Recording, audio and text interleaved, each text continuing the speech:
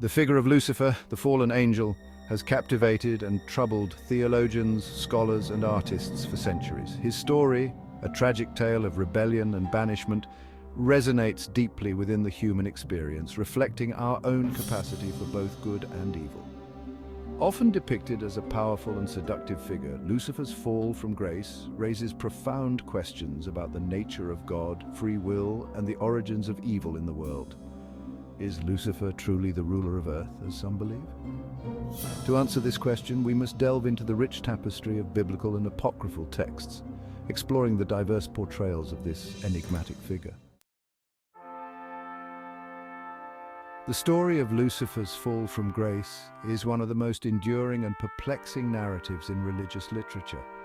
While the Bible itself offers limited details about the event, it has been the subject of countless interpretations and elaborations throughout history. The most common understanding, based on passages from the books of Isaiah and Ezekiel, depicts Lucifer as an angel who rebelled against God out of pride and ambition. According to this interpretation, Lucifer, originally known as the morning star or son of the dawn, was one of the most beautiful and powerful of all God's angels. However, his beauty and brilliance fueled a dangerous pride within him, leading him to believe that he was equal to God himself. This arrogance culminated in an open rebellion against God's authority, a futile attempt to usurp the throne of heaven. The consequences of Lucifer's rebellion were swift and severe. The biblical account of creation in the book of Genesis introduces the serpent, a cunning and deceptive creature who tempts Eve with the forbidden fruit, leading to the downfall of humankind. While the serpent is not explicitly identified as Lucifer in the text, many interpretations, both ancient and modern, have drawn a connection between the two. This association has led to the belief that Lucifer played a direct role in the creation of humankind, albeit a malevolent one. According to this interpretation, Lucifer, driven by his envy and hatred of God's creation, sought to corrupt humanity from the very beginning. Disguising himself as a serpent, he approached Eve in the Garden of Eden, tempting her with the promise of knowledge and power. By convincing Eve to eat the forbidden fruit, Lucifer hoped to undermine God's plan and turn humanity against their creator. The serpent's words to Eve, "You will not surely die." The figure of Lilith, often depicted as Adam's first wife in Jewish folklore, adds another layer of complexity to the narrative of creation and temptation. While Lilith is not mentioned in the canonical scriptures, her story has been passed down through oral tradition and apocryphal texts, becoming a popular subject in Kabbalistic teachings and feminist interpretations of biblical narratives. According to the legend, Lilith was created by God from the dust of the earth, just like Adam.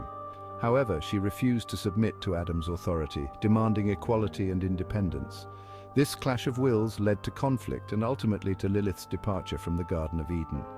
Some versions of the story claim that Lilith, after leaving Adam, consorted with demons and gave birth to a race of demonic offspring, becoming known as the mother of demons. Section 5. Fallen angels across cultures, a common thread. The concept of fallen angels is not unique to the Judeo-Christian tradition. Similar narratives can be found in various cultures and mythologies around the world, suggesting a universal fascination with the idea of spiritual beings who have fallen from grace. These stories often share common themes of rebellion, punishment, and the consequences of disobedience.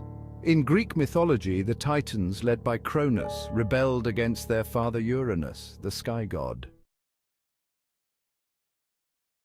Section 6. The problem of evil. Why does God allow Lucifer's reign?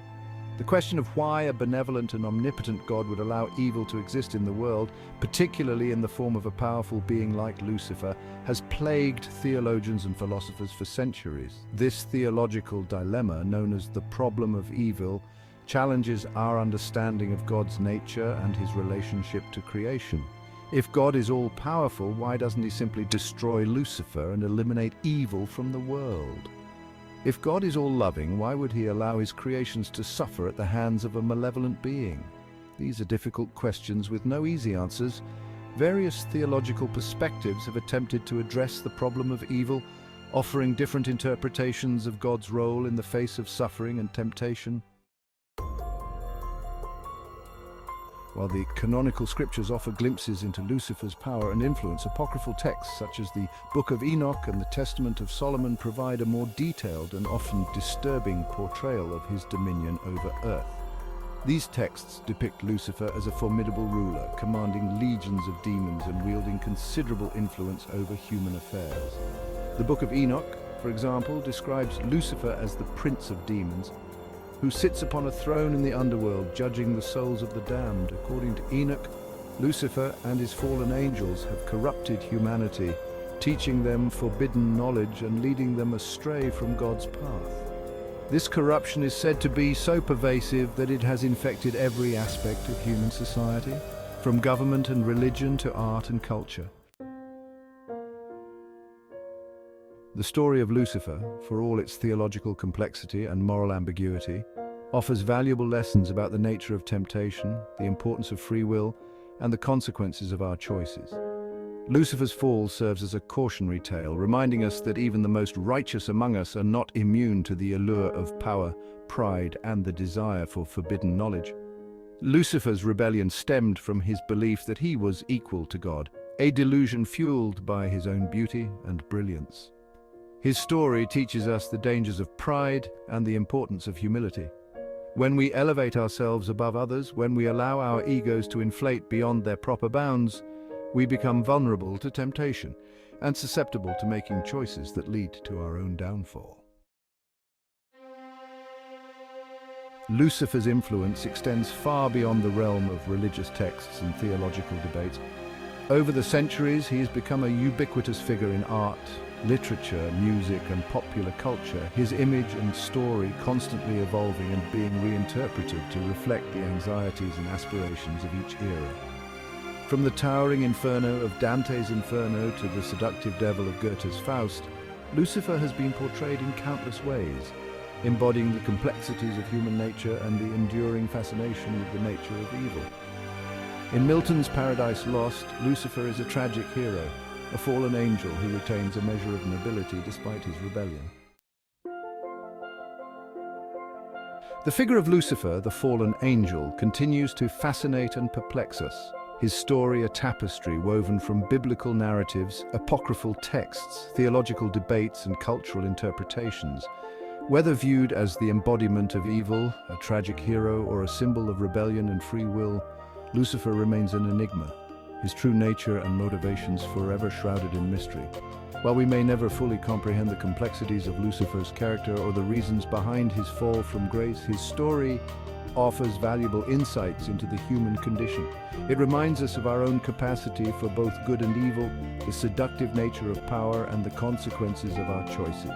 Lucifer's legacy, both within religious tradition and secular culture, is a testament to the enduring power of his story to resonate with audiences across time and cultures.